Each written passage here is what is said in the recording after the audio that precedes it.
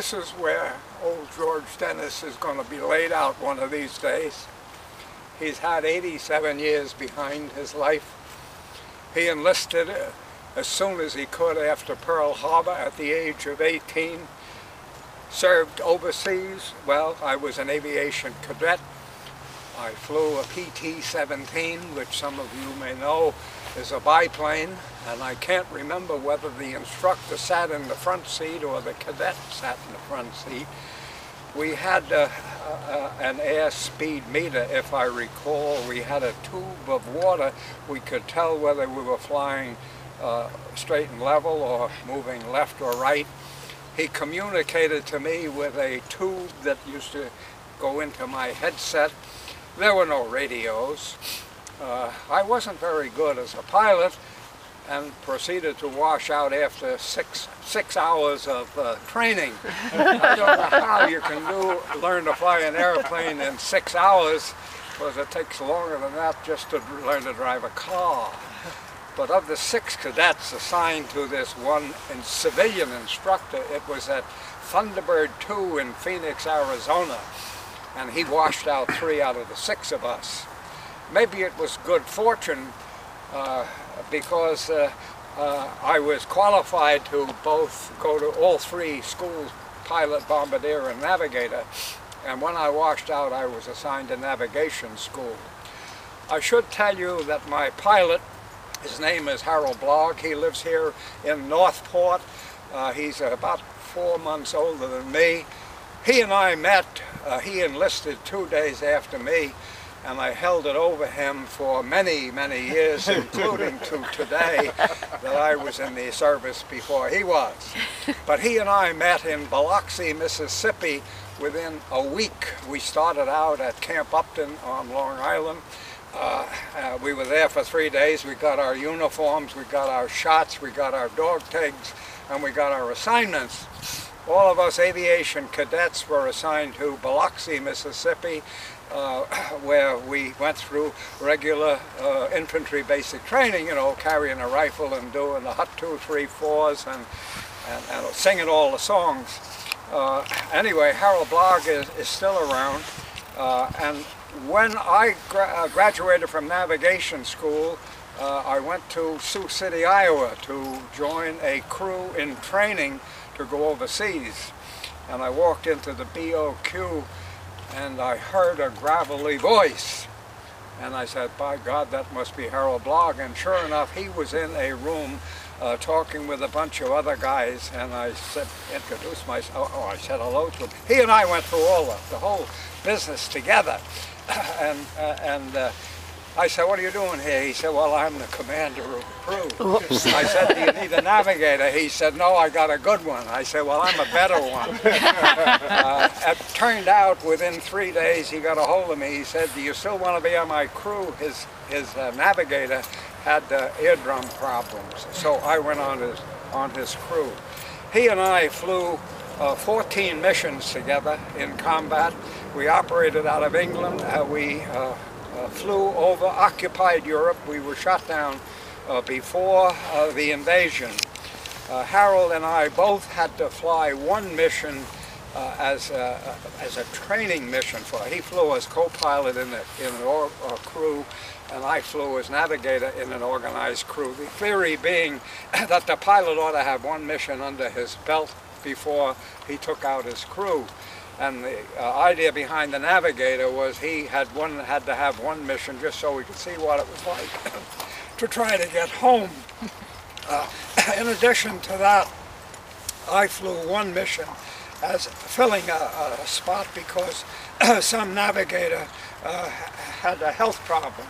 So I flew 16 combat missions over occupied Europe.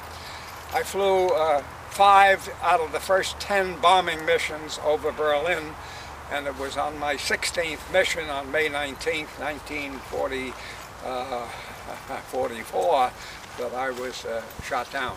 All 9 men, the B-17 had a normal crew of 10 men, a pilot, co-pilot, navigator, bombardier, and 6 gunners. But our losses were so severe that we cut back to only 5 gunners. All 9 on board survived the mission.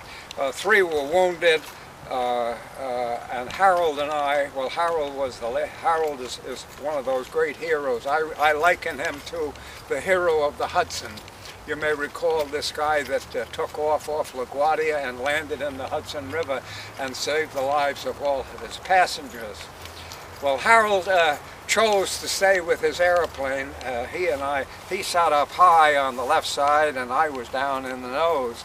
And by the time I got back to the nose, to the pilot's compartment, he was driving the airplane, the co-pilot was gone, and he said to me, "George, go back and see if all the guys got out."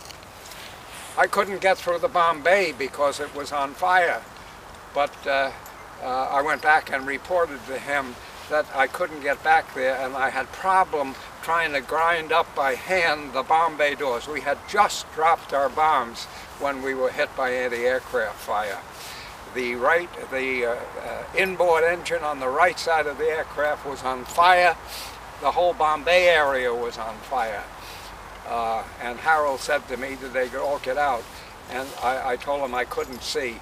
So anyway, he continued to drive this airplane. He tells me we were at 7,000 feet at 1 o'clock on May 19th when it became impossible for him to control that airplane anymore. He was doing it with, in those days we didn't have any mechanical assist. We had wires that ran back to control all the cables. And so he finally said, "I can't control it anymore, let's get out of here." The bombardier sat down on the hatch to go out. I kicked him, he went out. Harold sat down next to me, he kicked me, and Harold got out just as the airplane blew up. Harold and I were on the ground. We both ran like hell. I can't tell you how long. I was a pretty young guy. I can't tell you how long I ran, but he picked the same place to hide that I did. He had blood streaming down his face. He got hit by the parachute straps. And he and I evaded capture for 2 days. However, we were captured deep in the heart of Germany, spent 1 year in Stalag 3, which some of you know is the site of the Great Escape, where the British dug tunnels. But anyway, that's enough. So you can see the history of this place.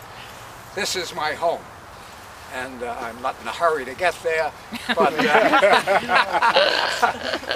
thank you all for listening, and I'm pleased that I had an opportunity to talk to all of you, and I want to encourage you young guys particularly. I don't particularly want to encourage you to join the military service, but it's a part of our responsibility as a citizen to be good Americans, and so this is a great place. I want to make another point. There are 3 sections to this cemetery. There's one here, and the other one you'll see up on the Jackie Robinson Parkway. That section of the cemetery was created as a result of Abraham Lincoln in 1863, right after the Battle of Gettysburg. He found out, for example, that there were no cemeteries for soldiers who were killed in action, nor for those who died of wounds. And Abraham Lincoln had a law passed to establish a national cemetery system. And this is one of the first 14 cemeteries that were created. This particular plot was initially owned by the state of New York, but in the interim, the Cypress Hills Cemetery, not the national one, it's down about a half a mile, up in the back, earmarked 2 3/4 acres to bury the wounded who were wounded in Gettysburg. After the Battle of Gettysburg, the wounded were taken to New York, Philadelphia, or Baltimore into hospitals. And when they died, whether they were Confederates or Union, they were buried in the plot in Cypress Hills Cemetery. There is a smaller plot within the same cemetery that was created earlier by the burghers who founded that cemetery to bury veterans of the War of 1812. There are probably 25 or 30 graves in that particular section. So we have 3 sections. This section was originally acquired by the state of New York, who deeded it or sold it to the federal government. Within this cemetery there are veterans of none to the best of my knowledge of a current war, but there is a veteran from the Vietnam War over here. There are many black soldiers here who were on the Union side during the Civil War. There were black soldiers who fought in the Indian Wars, which were after the Civil War. So we have a vast collection of Americans of all races and creeds. And I'm just thrilled that I'm going to be here. So thank you all for listening. Thank you. Thank you. Thank you.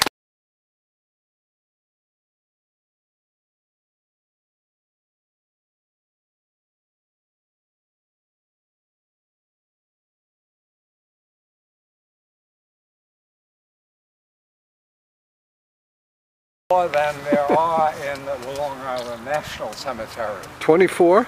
24. 3 of whom have been awarded the Medal of Honor twice. Wow. Including the most famous Marine, Dan Daly, who was within about 100 feet of my father. He's here? In this cemetery. I was a Marine. I didn't know you were buried here. You were a Marine? Yeah, I didn't know you were buried Well, here. Dan Daly is buried here. Oh. Wow. And he gets special attention from the Marine Reserves, or whatever you call the association of them. So there are 3 of them in this cemetery. And if you'd like to see his grave, I'll be happy to escort you there. I'd be honored. You will? Yeah, that's it.